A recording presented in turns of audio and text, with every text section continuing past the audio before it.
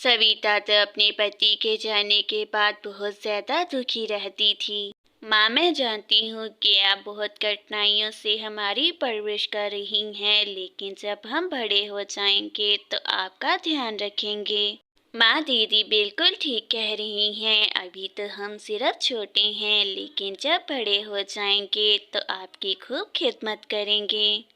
कृष्णा, रितु, अभी तो तुम दोनों बहुत छोटे हो। अभी मैं तुम्हारा ध्यान रख सकती हूँ। जब मैं बूढ़ी हो जाऊंगी तो तुम मेरा रखना। इतना कहकर सविता रोने लगती है और उसकी बेटी कहती है, माँ, आप देखिएगा, जब मैं बड़ी हो जाऊंगी तो एक इंटरनेशनल कंपनी में काम करूंगी और आपके सारे दुख गायब हो जाएंगे।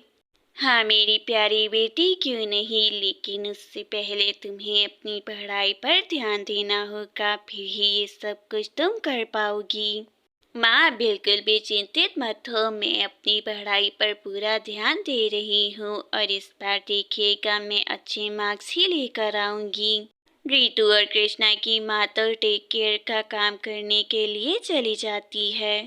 चलो कृष्णा, अब जल्दी से हम भी पढ़ना शुरू कर देते हैं। जल्द ही एग्जाम्स आने वाले हैं, हम दोनों को अच्छे मार्क्स लाने हैं।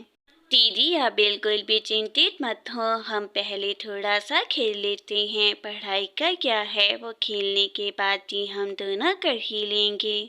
नहीं कृष्णा, हम दोनों को पहले पढ़ाई कर लेनी चाहिए। खेलना कूदना तो बाद में भी होता ही रहेगा। अब जल्दी से पढ़ना शुरू करो।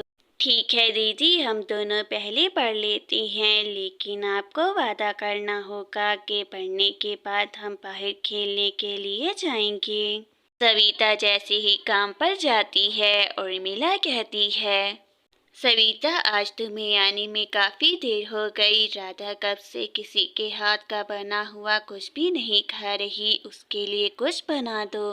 दीदी, आप बिल्कुल भी चिंता मत करें, मैं अभी जाकर राधा जी के लिए कुछ बना देती हूँ और आइंदा से लेट बिल्कुल भी नहीं होगा। ठीक है सविता, राधा किचन में ही तुम्हारा इंतजार कर रही है, तुम वहीं पर जाकर उससे कुछ पूछ लो और बना दो।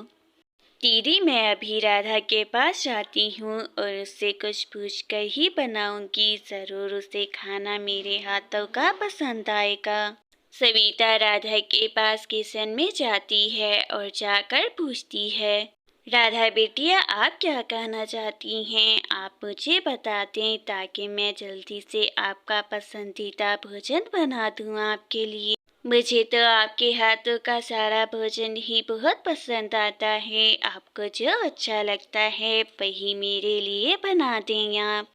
दादा बेटिया, अगर ऐसी बात है तो मैं तुम्हारा मनपसंदीदा भोजन बना देती हूँ। जो तुम्हें अच्छा लगे वही बेटिया खा लेना।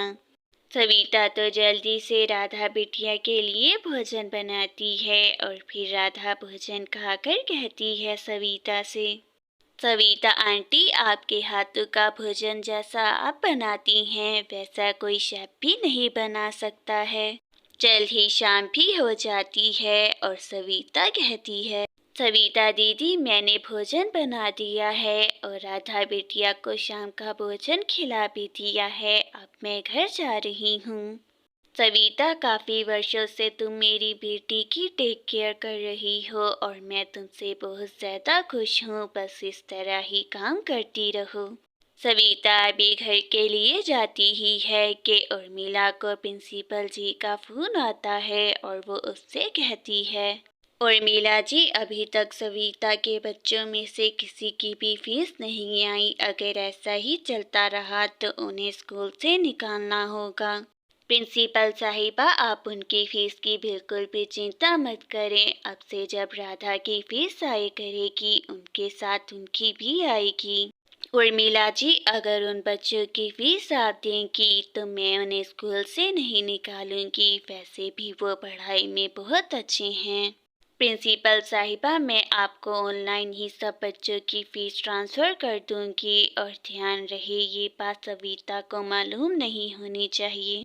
जी जी, क्यों नहीं, मैं उनको ये बात बिल्कुल भी मालूम नहीं होने दूंगी कि आप काफ़ी समय से उनके बच्चों की फीस दे रही हैं। ऐसे ही कुछ समय भी बीतता है और रितु और कृष्णा भी बड़े हो जाते हैं। मैंने तुम दोनों को पाल पोस कर इतना बड़ा किया और जब तुम्हारी बारी आई है मुझे संभालने की तो तुम दोनों जा रहे हो। देखो माँ, ये बात तो हम सभी जानते हैं कि बहुत कठिनाइयों से आपने हमारी परवरिश की है, लेकिन अब हम यहाँ पर नहीं रह सकते। हाँ माँ, भैया बिल्कुल ठीक कह रहे हैं। आपने हमारी परवरिश की और ये आपका धर्म था, लेकिन अब आपका बोझ हम उठा नहीं सकते। तुम दोनों इतनी जल्द बदल जाओगे, मैंने ये कभी स्वप्न में भी नहीं सोचा था। एक नौकरी की वजह से तुम मुझे छोड़ रहे हो। माँ, आपकी नज़रों में सिर्फ वो एक नौकरी है, लेकिन हमारे लिए एक गोल्डन चांस है जिसे हम दोनों बहन भाई छोड़ना नहीं चाहते। हाँ माँ, रितु बिल्कुल ठीक कह रही है। इससे हमारा फ्यूचर बन सकता है और आपके लिए अब हम अपना फ्यूचर बर्बाद नहीं कर सकते। राधा को ये सब कुछ सुनकर बहुत ज़्यादा दुख होता है और जब वो घर के अंदर जाती है तो सविता उससे कहती है, राधा बेटिया, आपको यहाँ पर आने की आवश्यकता नहीं थी। आपको यहाँ पर आते हुए बहुत कठिनाई हुई होगी ज़रूर। नहीं नहीं सविता आंटी, मुझे यहाँ पर आते हुए कोई भी कठिनाई नहीं हुई, लेकिन आपके इन नालायक बच्चों की बातें सुनकर बहुत दुख हुआ। माइंड योर लैंग्वेज, जो भी हो तुम, तुम्हें ये किसने हक दिया कि हमारे घर आकर तुम हम दोनों को इस तरह जलील करो। चली जाओ यहाँ से, हमारा स्टैंडर्ड तुमसे मैच नहीं करता। हम उर्मिला कंपनीज में काम करते हैं, तुम तो वहाँ का सिर्फ सपना ही देख सकती हो। चली जाओ। ओ, तो तुम ही वो दो नए एम्प्लॉयज़ हो जिसे कंपनी ने अभी हायर किया है। इस तरह नालायक लोगों को कंपनी में नहीं रखना चाहिए। जरा इस लड़की की बातें तो सुनो, बोल तो ऐसे रही है कि जैसे उस कंपनी की यही मालकिन हो और अभी चुटकियां बजाते हमें निकाल देगी। तुम दोनों जिस कंपनी में काम करने के लिए इतने उत्साही हो वो किसी और की कंपनी नहीं है, बल्कि राधा बिटिया की माँ की कंपनी है। ये बात सुनकर तो उन दोनों के पैरों तले जमीन ही निकल जाती है। राधा मैम, हमें माफ कर दें, हमें अपनी भूल का आभास हो गया है। हमने अपनी माँ के साथ बहुत गलत किया, अब हमें माफ कर दें। राधा बेटिया, तुम इन दोनों को माफ कर दो। इन्होंने जो भी किया उसके लिए मैं इन्हें माफ करती हूँ। अब तुम भी इनको माफ कर दो। देखो सविता आंटी को अभी भी तुम दोनों की कितना चिंता है। वो नहीं चाहती कि उनकी वजह से तुम्हारा मुस्तकबिल खराब हो जाए। रितु को भी अपनी गलती का आभास हो जाता है और वो कहती है, माँ हमें क्षमा कर दें, हम बिल्कुल ही भूल गए थे कि जो कुछ भी हमने हासिल किया है वो आपकी वजह से ही मुमकिन हो पाया है। तुम दोनों ही मेरे बच्चे हो और आखिर कब तक एक माँ अपने बच्चों से रुष्ट रह सकती है। मैंने तुम्हें हर बात के लिए माफ़ किया। सविता आंटी ने तुम्हें माफ़ कर दिया, इसी वजह से मैं तुम दोनों को एक नया चांस देती हूँ, लेकिन आइंदा ऐसा कभी भी ना करना। राधा बेटिया, तुम्हारा बहुत बहुत धन्यवाद। आज तुम्हारी वजह से एक बार मेरा परिवार फिर से पूर्ण हो गया। तुम्हारा शुक्रिया। तो आज मैं स्वीता आंटी को यही बताने आई थी कि उस कंपनी का अब सारा काम मुझे ही मिल गया है, तो उसे मैं ही चलाने वाली हूँ। राधा मैम, सच में ये तो बहुत ही अच्छी न्यूज़ है। आपके साथ काम कर कर मुझे पूर्ण विश्वास है हम दोनों भी बहुत कुछ सीखने वाले हैं।